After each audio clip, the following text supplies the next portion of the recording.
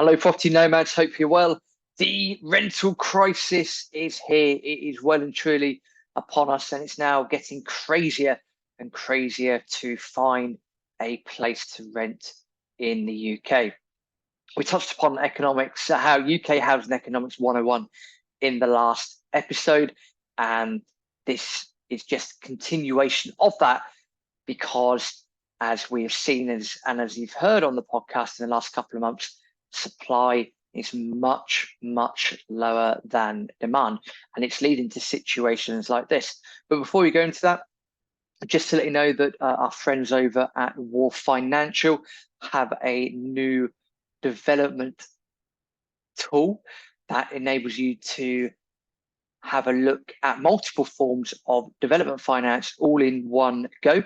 So if you're getting started in developments, or even if you're an experienced developer, rather than taking time speaking to 10 to 15 different companies, you can type in the basic deal information into this calculator, and then it will come up with multiple offers for you and try and match you with the right financial package for your product. The link to that is in the show notes, or if you're watching this on YouTube, it's just in that link below. Do feel free to go and get your development finance today, all thanks to the guys over at Wharf Financial. So supply of rental property is decreasing. The prices of rents are increasing, and that comes down to supply and demand imbalance. And our good old friends at the BBC have come across a couple, Demi and Andrew. Hi, Demi, and hi, Andrew. And they have reported that they've been taking a long time to find rental property up in the north west of England. And they're not very happy about it. And we have to look at government, unfortunately, because they're the ones that ultimately have created this issue with all of their policies over the last years. The BBC lead in and say competition among renters is so intense that there are 20 requests to view each available property, according to data commissioned by the BBC. Now, let's just take that with a pinch of salt. Probably unlikely. Again, do you trust anything that's written from the BBC? That's what they say. The average number of requests to see each home has more than tripled from the 6 in 2019. That's not surprising, because again, what we have to remember in the last 3 or 4 years is that obviously we've had all this macro stuff going on. We then had cuts in stamp duty. We've then had government policies that are almost not forcing landlords, but they're incentivizing landlords to sell up. And the people that are buying landlord rented properties are either first time buyers or people that just want to move home.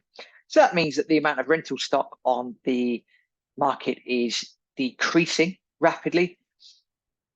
Demand, because it's always going to be rental demand, as we touched upon in the last episode, that's always going to remain high in this country. So therefore, supply is going down, demand's quite high, prices go up, and it means you've got a lot more people chasing a smaller stock, a smaller available stock, hence why your competitiveness is going to increase. So it's not a surprise to see that. The queue to view is even longer in some regions, reaching 30 in the northwest of England. Now, I've not gone around and had a look at this, so I don't know. The northwest of England is quite a popular area to rent. Rental prices are not too exorbitant, and when you've got big areas such as Liverpool, Manchester, and you've got key corridors, transport corridors and work corridors up in that area, then again, not surprised. I will point out nothing against Demi and Andrew here, but they're both self-employed, which is great. They also have 5 children, and they've said they have faced ridiculous prices and a lack of options. Now, the fact that they're renting somewhere near Preston probably has no bearing on this. With all due respect, Demi and Andrew, if you've got 5 children, how many rooms are you looking for with your rental property? I'm going to guess you're not looking for your 2 up, 2 down, or possibly you might not even be looking for a 3-bed home. You're probably maybe looking at a 4-bed home, maybe you're looking at a 5-bed home. If that's the case, not surprised that your rental prices are probably a lot higher. I'm probably not surprised that you're facing quite a lot of rental demand because not everyone has 5 children. I'm just airing that out there, just airing that out there. But maybe that's why you're having issues finding a rental property, because yeah, having 5 kids isn't really the norm, to the best of my knowledge, anyway.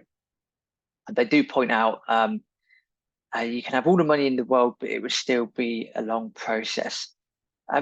Yeah, possibly. Again, the key thing that the BBC have missed here is we're looking at a family that's got two adults and 5 children. That is not that normal in the UK. So no wonder you're finding it very challenging to rent, because again, let's assume you're looking for a 4 or 5 bed property. Yeah, they're like rocking horse crap at the moment.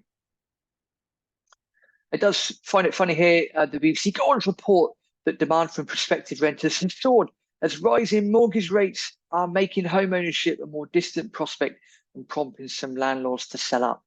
Yeah, to an extent that is true, but funny how they don't mention any other government policy that has completely screwed landlords in the last couple of years, forcing them pretty much to sell their properties. We touched upon that in the last episode. And again, rental inquiries, this little graph here shows that rental inquiries have more than trebled. Again, not surprising. May 2019, before all this stuff happened. Yes, quite low, quite normal. 2022, yeah, things are starting to settle back down. Demand has shot through the roof.